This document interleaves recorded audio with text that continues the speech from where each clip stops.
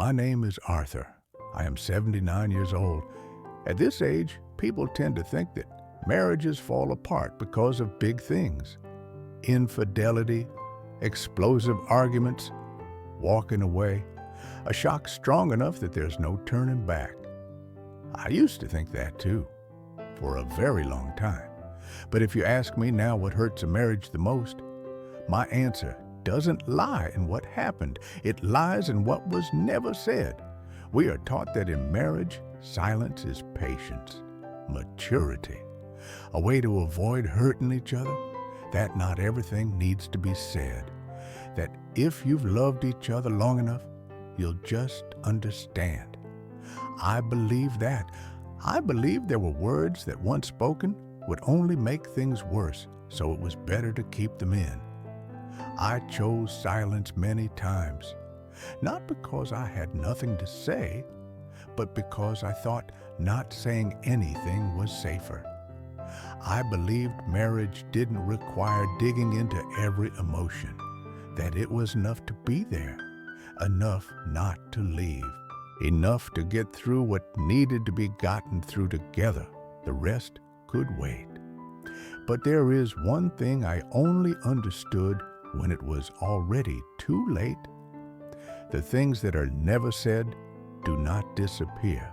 They stay, and they quietly change everything. And by the time you realize that, it's usually when you no longer have the chance to speak. I'm not telling this story as someone who became wise too late and now stands above it all. In truth, if there's anything that makes me hesitate to speak, it's the shame of having understood so late. I speak because I don't have much time left to stay silent. At this age, every morning feels like a gentle reminder that what hasn't been said may never get the chance to be said again. Not because there's no one to listen, but because there's no time. If I were younger, I could tell this story in a different voice. I would choose softer words. I would add a few lines to make it easier to hear. I would say things like, everyone makes mistakes and everything has its reasons. But I don't do that anymore, because the truth is, in my marriage, no one set out to hurt anyone. There was no villain, no winner or loser, just two people who both believed they were doing the right thing and who both chose silence to keep everything calm. I've lived long enough to understand that some mistakes don't come from selfishness, but from good intentions misunderstood. And because they're called such beautiful names, patience, endurance, maturity, they can exist for a very long time without ever being questioned. I'm not speaking to make you change right away. I don't have a solution to offer. I'm only doing the one thing I can still do at this age, telling the truth when the cost of telling it no longer affects my future. What I'm about to share may not help me, but if it makes you stop earlier than I did, then that's enough. When I was younger, that belief made perfect sense. I met my wife when we were both busy learning how to be adults, work, bills, our families. We didn't lack love. We lacked time to sit down and call our emotions by their proper names. My generation was taught that expressing feelings was weakness, that men should keep things inside, that women who talked too much would only complicate things. We believed stability mattered more than honesty, that keeping the peace was a form of responsibility. And honestly, silence seemed to work. Arguments didn't happen. Evenings passed quietly. Problems were placed neatly into drawers with the thought that there would be a right time to open them later. We called that maturity. I don't judge my younger self. I understand him. He was tired. He was afraid of hurting the person he loved. He believed that by not saying uncomfortable things, love would be preserved. We built a marriage based on reading each other's signals. I thought she would understand. She thought I would just know. And when neither of us spoke, we mistook that for agreement. Small things were overlooked, a sentence left unfinished, a feeling of not being heard, a desire held back. Not big enough to become a problem, not clear enough to stop everything, and because no crisis ever happened, we believed we were doing the right thing. We looked around and saw many couples like us, quiet, reserved, still together. That was enough to reassure us. I didn't know then that unspoken things don't stay still. They quietly accumulate, changing the way two people see each other so slowly that no one notices they're drifting apart. But when you're young, when everything seems to be running smoothly, people rarely stop to ask, "What am I avoiding?" Then silence became a habit. Very natural, very reasonable. There was always a reason to put things off. I'm too tired today. This week is too stressful. Let things settle first. I told myself that not everything needed to be said, that some things, if said at the wrong moment, would only make everything heavier.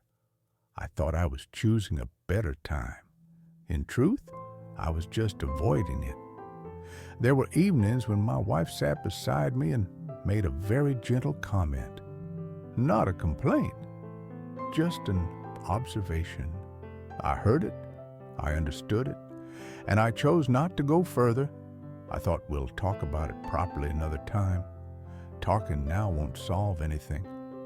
That other time never came.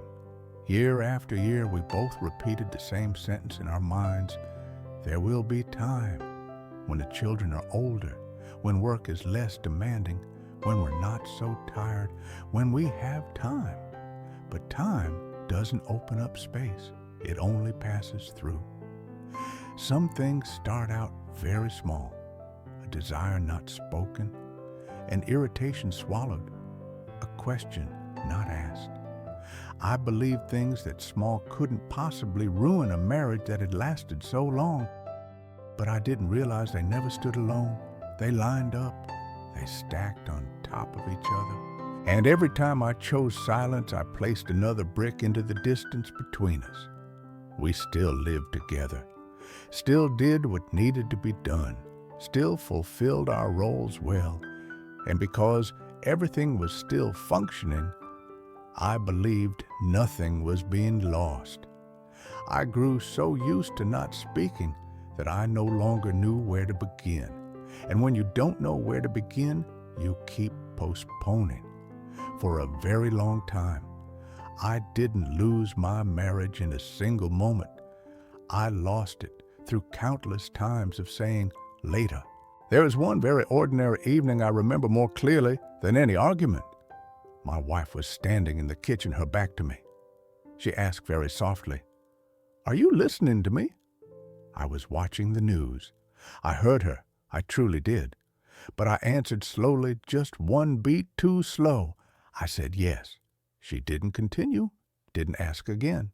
She just nodded very slightly as if confirming something for herself. Then she turned off the stove, brought 2 plates to the table, set them down, sat across from me.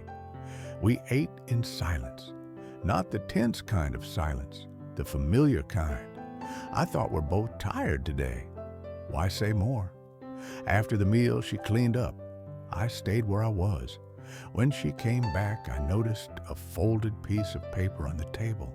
Not a letter, just a small sheet of paper. On it were a few handwritten lines, a familiar handwriting. I tried to speak. Maybe I didn't say it the right way. That was all. No signature, no explanation. I finished reading, folded it again, set it aside. I thought I'll talk tomorrow. Tomorrow, I'll talk. The next morning, the paper was gone. I didn't ask. She didn't mention it, and I never asked again. Many years later, I still remember that piece of paper clearly. not because of what it said, but because it was the last time she tried to say something without making it into a big thing. There were no tears, no accusations, no doors slammed shut. Just a question answered too slowly, a small piece of paper, and a conversation that never happened. Some things in marriage aren't lost because of pain. They're lost because no one holds on to them at the right moment. Now return it to the present, I can see very clearly what we still have and what there is no way to have back. We still live in the same house, still eat at the same table, still ask the necessary questions. Have you eaten? Are you tired? Do you have plans tomorrow? Everything is proper, polite. Each of us playing our role. From the outside, people would say, we're fine. But fine does not mean close. There are evenings when I sit in the living room, hear her footsteps pass by, and realize I don't know what to say to begin a conversation that isn't about something that needs to be done. I don't lack topics. I lack the courage to open my mouth after so many years of being used to closing it. I had a long marriage, a complete family, no material lack, no lack of responsibility. But there are things that can't be compensated for by years of living together or by staying. I can't go back to that dark kitchen. I can't go back to the folded piece of paper. I can't go back to the first time I chose silence instead of speaking. Some losses in marriage don't happen when people leave. They happen when no one expects anything anymore from speaking up. And when that happens, you no longer argue, no longer get angry. All that remains is a very neat, very orderly, very livable emptiness. Until one day, you realize you've lived beside it for far too long. I achieved stability and lost something else I don't quite know how to name properly. There are things that, once they pass in silence, can never be called back with words. It took me a very long time to understand where I went wrong. I used to think a good marriage was one without conflict, one where two people understood each other well enough not to say difficult things, one where silence was considered maturity, a way of preserving peace. It's a definition that's easy to live with and very dangerous. Now, at this age, I understand that marriages don't die because of the wrong words. They die because of the words that are never spoken, because of emotions held in for so long that there's no longer a way out. My old definition was, love is not hurting each other. My new definition, realized too late, is love is daring to make the air tremble before everything freezes. Silence isn't always patience. Sometimes it's just fear, disguised very skillfully. Fear of hurting the other person. Fear of being misunderstood. Fear that if you speak, everything will change in ways you can't control. I chose silence to preserve the status quo, and that very stillness slowly wore us down. Marriage, I realized too late, doesn't need two people to always agree. It needs two people who still believe their words will be heard. When that belief disappears, silence is no longer a choice. It becomes distance. If you're listening to this part, you may be telling yourself a few very familiar things. His situation is different. Our marriage isn't that bad. We're just quieter lately. I said those same things for a long time with great certainty. If you're in a marriage where you still live together, still fulfill your roles, still don't have anything big enough to call a problem, then I understand that feeling. You don't think you're losing anything. You just think it's not time to talk yet.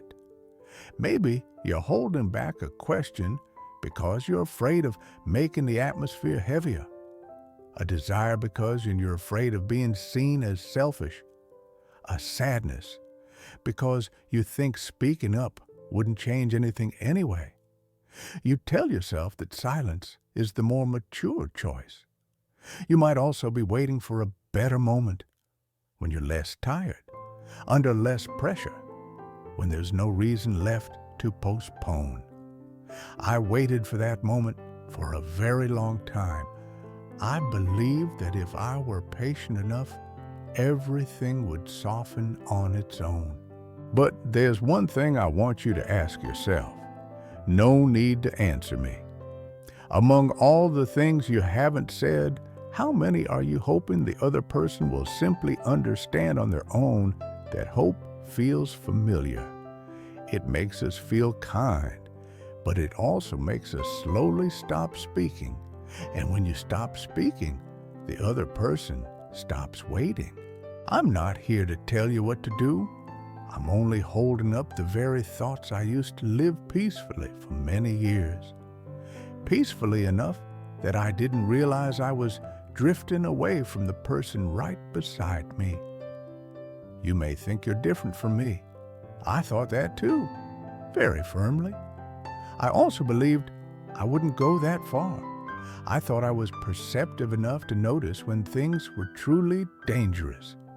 That if there were serious problems in the marriage, there would surely be clear signs, arguments, coldness, real distance, something big enough to force me to stop. But nothing like that happened. Everything drifted along very smoothly, too smoothly, so smoothly that I saw no reason to change. I told myself we had been together too long to lose each other over a few unspoken things. I believed stability would compensate for the empty spaces. I was wrong. Marriage doesn't collapse in a way that lets you notice in time. It wears down, day after day, in quiet meals, in questions that aren't followed up, in answers meant to end a conversation. You don't hear anything break. One day you simply realize there's nothing left to touch. I once believed I was different from the sad stories people tell because we hadn't done anything wrong. No betrayal, no one left. But that belief kept me standing inside a distance that kept widening without any strong enough reason to cross it. If you're thinking you'll realize in time that when it matters, you'll speak up. I thought that too. And I waited until words no longer had anywhere to land. Not every warning comes with urgency. Some warnings are just familiarity stretched out for too long. Now, as I reach this final part, there's nothing left for me to recover. No turning point, no moment of compensation, no late conversation deep enough to take us back to where we passed by and never returned. There is only time that has moved on, and words that were never used when they still mattered. At 79, I no longer ask myself whether I loved or not. That question comes too late. I ask myself something simpler and more painful. How many things could have been different if I had spoken just a little earlier, not spoken perfectly, not spoken beautifully, just spoken while there was still someone there to hear. I've lived long enough to understand that a marriage doesn't end on the day someone leaves. It ends on the day someone stops believing their words will still be received. And when you realize that it's usually when you're already too deep in silence to turn back. I don't hope this story makes you feel worse. I don't hope it pushes you to act immediately. I'm only leaving you with a question I asked myself far too late. In your marriage, what are you holding back? Hoping there will still be time to say later. And if later never comes, how will you go on living with that?